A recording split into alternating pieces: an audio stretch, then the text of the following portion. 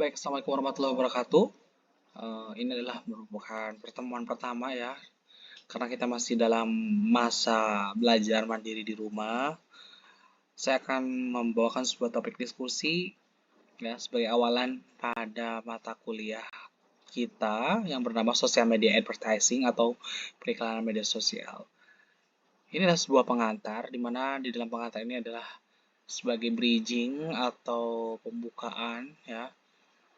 Sebelum kita membahas teknis atau praktek terkait bagaimana beriklan di sosial media, tetapi alangkah lebih baiknya kita berangkat dulu dari sebuah pengantar atau pendahuluan.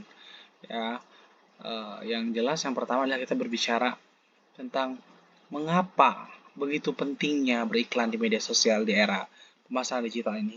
Kita sudah dihadapkan pada era di mana kita belanja tidak harus lagi ke sebuah tempat yang berupa tempat fisik atau toko fisik gitu kan. Kita bisa belanja bahkan dari kejauhan hanya sedang mengadakan scrolling sambil rebahan di kasur Anda gitu ya.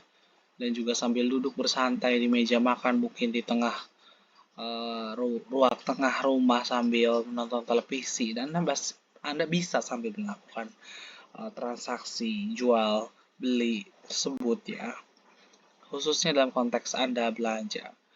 Kalau Anda memiliki produk, Anda sudah bisa melakukan jual produk dimanapun berada gitu ya, dimanapun teman-teman berada. Nah, media sosial itu ya sekarang itu adalah media utama yang menjembatani interaksi online di masyarakat modern kini hari ini ya. Hari ini ya kita menggunakan media sosial itu untuk banyak hal. Interaksi dengan orang lain termasuk dalam transaksi ekonomi yang tadi saya bilang di awal jual beli itu ya. Maka di sini kita bisa melihat peluang mengapa kita penting menguasai beriklan di media sosial karena peluang di sana terdapat begitu banyak miliaran pengguna aktif harian di media sosial. Khususnya yang akan kita sorot adalah media sosial Facebook, TikTok, dan Instagram. Itu penggunanya sangat masif ya. Bahkan bisa jutaan, ratusan juta gitu ya yang tersebar di seluruh dunia. Kalau konteks di Indonesia saja itu bisa puluhan juta teman-teman. Yang bayangkan ya hari ini kita bisa punya produk tapi menjangkau ya jutaan orang di luar sana ya tanpa harus mengeluarkan effort yang lebih seperti halnya penyediaan lahan parkir, tempat toko fisik untuk berjualan. Itu kan kalau dikumpulkan dalam satu buah mall besar, misalkan katakan let's say di Majalengka yang paling besar itu adalah Surya yang punya halaman yang luas, misalkan Surya Kadipaten, itu 1 juta orang mungkin tidak akan masuk, teman-teman. Tapi kalau iklan di media sosial kita bisa menjangkau 1 juta orang tanpa harus memerlukan uh, ruangan ya, space tertentu. Nah, ini menarik ya, teman-teman. Nah, kita lanjut. Ini adalah hal-hal yang bisa kita tekankan mengapa beriklan di media sosial sebegitu pentingnya. Gitu kan. Tadi sudah dibahas, di-spill sedikit bahwa jangkauannya sangat luas. Bayangkan bisa menjangkau audiens global kalau Anda punya produk yang target marketnya adalah luar negeri. Misalkan mau jualan lewat Amazon gitu kan, jualan di Alibaba gitu kan. Ya, bisa beriklan dan bisa menjangkau target market di luar negeri yang akan membeli produk kita. Dan ketika ada deal, kita bisa melakukan ya pengiriman barang dari dalam negeri ke luar negeri ya. Gitu, mengekspor gitu kan. Dan jelas ya, jangkauan yang luas ini juga dalam konteks batasan geografis bisa membuka peluang apa namanya tuh Anda memperoleh cuan dari luar negeri ya kan. Di sini kan eksposur global bagi produk atau layanan yang dimiliki oleh seseorang. Jadi Anda bisa memperoleh dolar ya, misalkan kalau di Indonesia mungkin ya arang atau batok bekas kelapa itu tidak laku, tetapi kita bisa ubah itu menjadi bricks ya. Kayak semacam arang yang sudah dikotak-kotakan, dibentuk sedemikian rupa dan dijual ke luar negeri, itu bisa mendapatkan dolar. Ya, banyak hal yang kita bisa lakukan kalau kita memiliki keahlian beriklan di media sosial. Kemudian juga interaksi dan keterlibatan. Ini juga ada interaksi langsung dan keterlibatan personal dengan konsumen. Jadi tidak usah khawatir, walaupun tidak bertemu secara langsung, kita tetap bisa berinteraksi secara langsung, bertanya antara pembeli dan penjual, gitu kan. Nanya-nanya itu bisa di DM gitu kan, terkait produk yang akan dijual atau yang diiklankan gitu kan.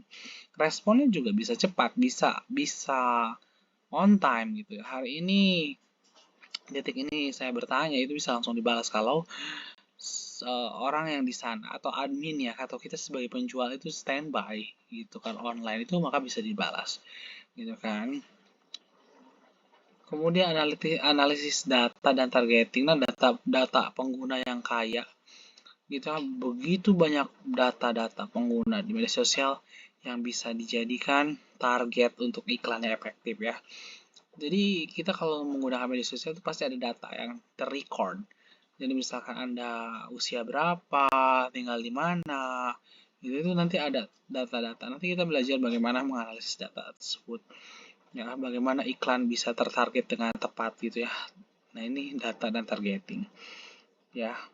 Kemudian pemantauan dan pengukuran. Itu juga bisa dipantau sejauh mana efektivitas iklan yang kita lakukan di media sosial itu bisa dipantau dan diukur. Kalau misalkan kurang maksimal bisa dievaluasi. Kemudian juga di sini ngomongin return on investment ya, memungkinkan perusahaan untuk melacak ROI. Apa ya ROI? Return on investment.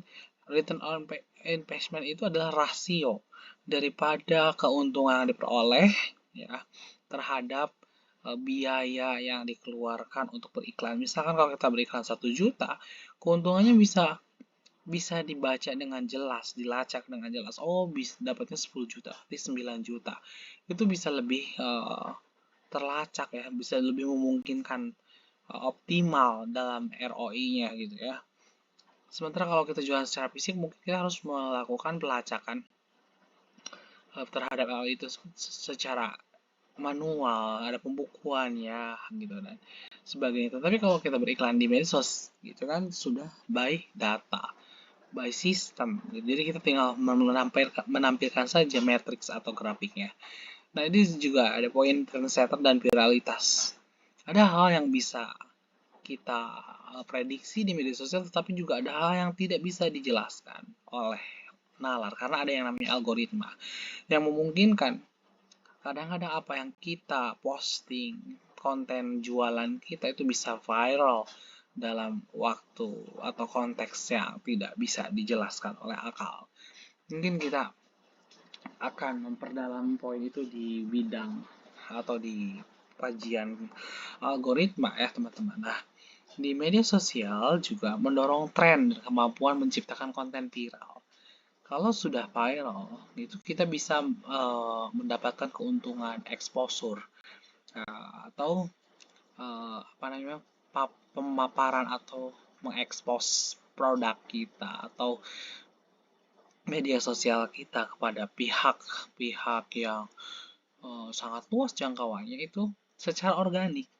Jadi kalau kita bikin konten yang bagus viral, maka kita secara tidak langsung sedang beriklan secara organik. Organik itu apa? Tidak mengeluarkan biaya. Dan ini sangat mungkin.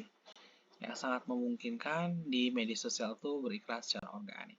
Perusahaan dapat memanfaatkan popularitas platform untuk meningkatkan visibilitas merek. Jadi kalau kita punya merek tertentu gitu ya, kalau kita platformnya atau konten-konten kita sering viral, lama-lama itu visibilitas merek atau bagaimana kredibilitas merek kita gitu kan, brand kita itu bisa dipercaya oleh masyarakat. Dan ini kenapa memungkinkan bisa beriklan secara organik dan menjangkau luas. Bayangkan kalau konten kita FYP di TikTok itu yang nonton bisa sampai 1 juta orang, dan itu exposure-nya sampai 1 juta. Orang-orang bisa lihat iklan kita. Jadi secara gratis ini hanya bisa terjadi di media sosial. Kalau teman-teman ingin menjangkau 1 juta orang di luar media sosial beriklannya, ya beriklan di luar media sosial, Anda harus bayar. Nggak ada yang prosesnya organik. Misalkan ada 1 juta orang di Majalengka, kalau 1 juta orang Majalengka itu pengen tahu tentang produk kita yang kita launching baru saja, itu harus beriklan mungkin di billboard, di radio mungkin juga gitu kan, atau juga mungkin sebar flyer. Nah, itu konteks di luar media sosial, tapi di media sosial kita bisa mencapai tersebut bahkan dengan cara gratis, teman-teman. Nah, kita harus batasi dulu pengertian iklan media sosial itu apa ya.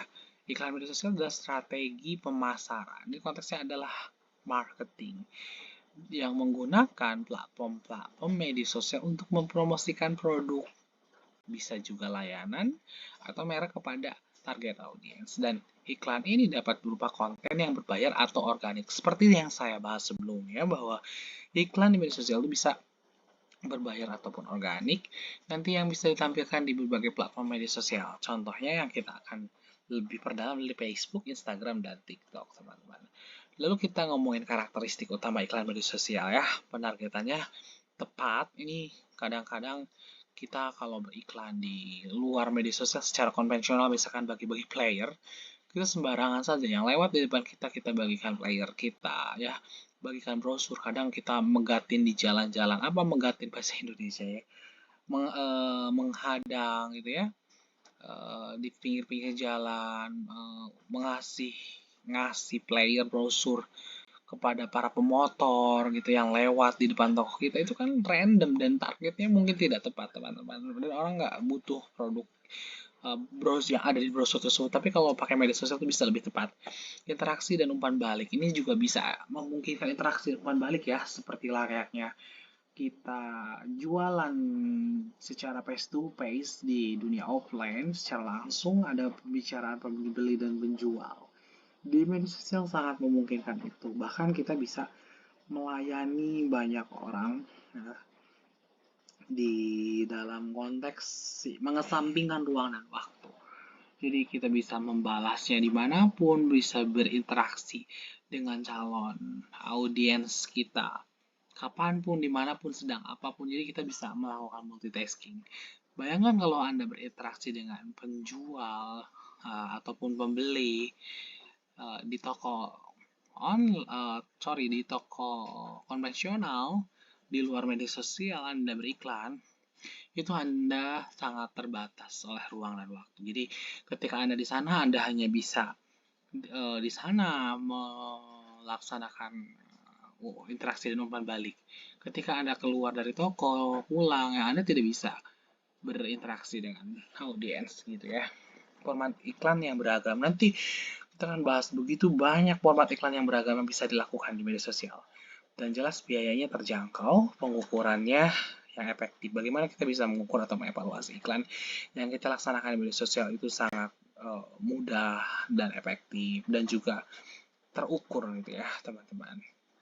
Nah, pengenalan iklan di berbagai platform media sosial ini sebagai pembuka saja, tidak kita kuliti secara mendalam bahwa di media sosial itu platform yang tersebar itu, atau yang kita ketahui itu begitu banyak platform media sosial. Tapi yang kita akan bahas ya seperti yang saya spill sebelumnya adalah terkait 3 platform saja, Facebook, Instagram, dan TikTok. Ya, kita akan membahas tentang kelebihan dan perbedaan beriklan di Facebook, Instagram, dan TikTok ya. Kalau ngomongin kelebihan berarti nanti ada kekurangannya juga ya, teman-teman. Kelebihan dan perbedaan beriklan di Facebook. Ini maksudnya kelebihan dan kekurangan. Ya, kelebihan yang di sini kita bahas adalah di Facebook. Oke. Biaya yang terjangkau. Ini yang pertama ya. Anda dapat memulai kampanye iklan Facebook dengan anggaran yang sangat kecil, bahkan bisa 50.000 untuk 3 hari.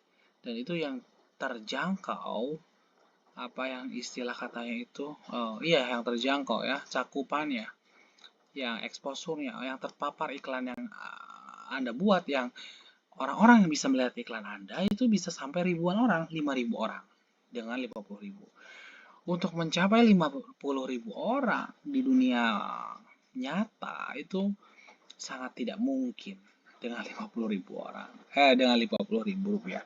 Anda harus membayar orang itu minimal ya. 50.000 itu untuk satu orang dan nggak mungkin dia menyebarkan brosur kepada 5.000 orang. Seharian itu ya biaya transport dan biaya apa istilah katanya tuh uang harian kalau dihitung itu perusahaan tuh minimal mengeluarkan ya karyawan yang bekerja menyebarkan player itu 100.000 per orang kalau dihitung dengan uang makan gitu kan ya dan bekerja selama 8 jam dan saya pikir tidak bisa selesai ya dengan satu orang di dalam satu hari untuk menjangkau 5.000 orang. Tapi di media sosial itu sangat mungkin dan Anda bahkan bisa berhemat secara energi, tidak butuh orang banyak. Anda bisa melakukannya sendiri dan setelah beriklan Anda bisa ongkang-ongkang kaki atau tiduran ya. Biarkan iklan tersebut berjalan. Nanti kalau ada yang bertanya atau yang tertarik itu akan Anda diberitahu melalui notifikasi. Kemudian format iklan yang beragam tadi juga saya bilang. Iklannya bisa berbentuk teks, gambar, video, carousel, dan story ads ya. Justru di sini kita melihat bahwa kelebihan ini itu ya tidak bisa didapatkan juga kalau kita berikan secara konvensional. Kalau konvensional, anggaran tertentu hanya untuk format iklan tertentu. Misalkan kita punya uang 50.000. Ya, yang paling mungkin adalah kita bisa membuat player misalkan. Brosur itu juga hanya dapat berapa pieces misalkan ya. Tidak sampai 100 mungkin juga enggak. Ya, anggaplah brosur harganya 2.000 karena berwarna misalkan. Ya, mungkin 25 pieces gitu kan. Sementara kalau misalkan di Facebook dengan 50.000 itu Anda bisa beriklan dengan membuat video atau gambar atau carousel gitu ya atau teks itu sangat mungkin. Dan di sini kita ngomongin basis penggunanya yang besar ya. Facebook itu katanya ya memiliki 2,9 miliar pengguna aktif bulanan. Menjadikan platform terbesar untuk beriklan. Kenapa Facebook itu begitu besar? Karena merupakan platform yang paling pertama, media sosial yang pertama booming sehingga penggunanya itu dari kalangan generasi lintas generasi yaitu ada mulai dari Gen Z gitu ya yang sekarang mungkin masih ada yang akses Facebook walaupun mereka lahir belakangan tapi yang jelas adalah generasi baby boomers mungkin generasi X gitu ya dan generasi Z apalagi itu sangat akrab dengan Facebook jadi orang-orang tua kita mungkin kakek-kakek kita menggunakan media sosial yang paling mungkin adalah Facebook dan targetnya itu sangat luas ya. Kalau tadi penggunanya luas, maka target yang akan kita jangkau pun audiensnya juga beragam luas. Bisa menjangkau yang tua, muda, atau yang pertengahan. Namun ada kekurangannya di sini ya. Facebook itu katanya algoritmanya bisa sering berubah-berubah. Tapi it's okay, nanti kita akan pelajari algoritma Facebook kenapa bisa berubah-berubah in next time. Tingkat persaingan yang tinggi ya karena banyaknya pengiklan di Facebook, tingkat persaingan untuk mendapatkan perhatian audiens itu bisa tinggi. Ya jelas ya karena begitu luasnya gitu ya pengguna Facebook begitu banyak jadi orang pun berpikir berbondong-bondong untuk beriklan di Facebook dan keterlibatan yang menurun katanya sih karena sering banyak karena sering banyaknya iklan gitu ya dan orang berbondong-bondong di sana. Jadi engagement atau keterlibatan audiens itu menurun. Jadi kalau misalkan iklannya tidak terlalu menarik, mereka tuh tidak sampai untuk berkomentar di produk kita atau bertanya, mereka hanya melihat saja atau bahkan like saja. Cukup di likes mungkin ya. Oke, itu kelebihan dan kekurangan Facebook. Selanjutnya kita akan melihat ya kelebihan dan kekurangan dan bedanya dengan Facebook tadi apa bisa lihat di Instagram ini ya teman-teman. Kalau kita ngomongin kelebihan di Instagram, katanya itu dia adalah platform visual yang menarik. Kita sepakat ya di poin ini bahwa Instagram itu memang cocok untuk visual. Jadi kalau kita mau mempromosikan produk, layanan yang menarik secara visual itu cocoknya di Instagram. Kalau misalkan tentang fashion, makanan, gitu yang dipoto secara estetik, secara visual tuh maka untuk beriklan yang paling cocok tuh di Instagram. Kemudian audiensnya yang lebih muda ya, karena mungkin yang tadi terlalu luas di Facebook tuh semua generasi ada di sana, tapi kalau untuk di Instagram itu ya audiensnya lebih muda ya, yang ideal untuk menjangkau target yang lebih muda. Jadi kalau Anda pengen target marketnya yang muda-muda itu mulai melirik Instagram dibandingkan daripada Facebook. Dan tingkat keterlibatannya tinggi ya, engagementnya tinggi karena anak muda itu sangat aktif gitu ya. Jadi kalau misalkan ada konten yang menarik atau apapun, dia cenderung bisa langsung berkomentar di sana gitu ya. Salah satu engagement adalah komentar kan, bisa like dan juga bisa DM mungkin ya kalau menarik terhadap kontennya. Fitur influencer marketing. Nah, di sini juga ada juga fitur influencer marketing ya, memiliki uh, fitur di mana kita bisa promosi atau melakukan pemasaran yang dibantu dengan influencer gitu kan. Ini konsep influencer itu muncul dulu pertama kali di Instagram, teman-teman. Jadi, nah, di sini kita bisa menggunakan influencer ya, sebagai apa? Opinion leader ya. Key opinion leader ya, KOL. Uh, istilahnya tuh apa ya? Iya gitu. KOL tuh Key opinion leader. Jadi kalau misalnya produk yang kata si influencer tuh bagus, orang-orang tuh akan beli. Nah, di Instagram itu memungkinkan menjangkau audiens yang lebih luas. Kalau kita sebagai media sosial yang masih kecil, ya, sebagai perintis, kemudian ada nanti misalkan influencer yang followersnya udah sampai 1 juta, mempromosikan produk kita itu kan sangat jelas ya, fungsinya di situ sebagai pendongkrak yang membantu jangkauan produk kita bisa lebih luas terhadap brand awareness. Brand awareness itu kesadaran tentang brand kita. Tetapi ada kekurangannya juga, nggak ada yang sempurna ya. Tadi penargetannya lebih sedikit karena khusus anak-anak muda ya. Jadi kalau misalkan produknya bagus secara visual gitu kan, makanan atau fashion gitu kan, tetapi Anda mau menargetkan kepada yang generasi di atas generasi Gen Z atau di atasnya milenial yaitu generasi X misalkan, orang-orang yang zaman dulu misalkan bapak-bapak, ibu-ibu yang sekarang jadi ibu-ibu, bapak-bapak itu nggak cocok di Instagram karena mereka mainnya Facebook gitu. Maka kita walaupun sebagus apa visualnya, tapi kalau target marketnya ke orang tua itu nggak akan dapat maksimal, nggak akan dapat maksimal kecuali di Facebook.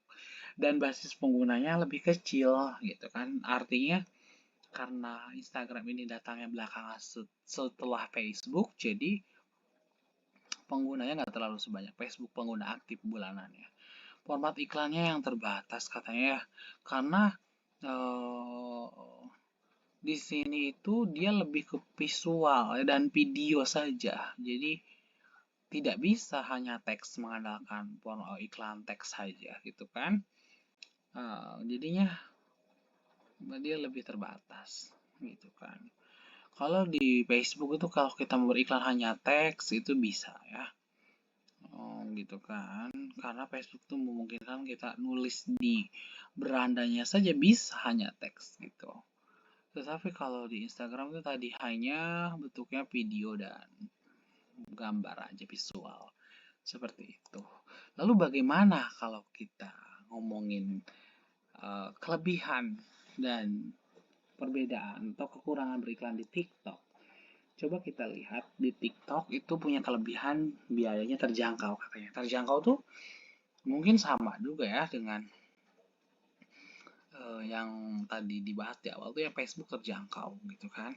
Anggarannya bisa kecil juga kalau di TikTok.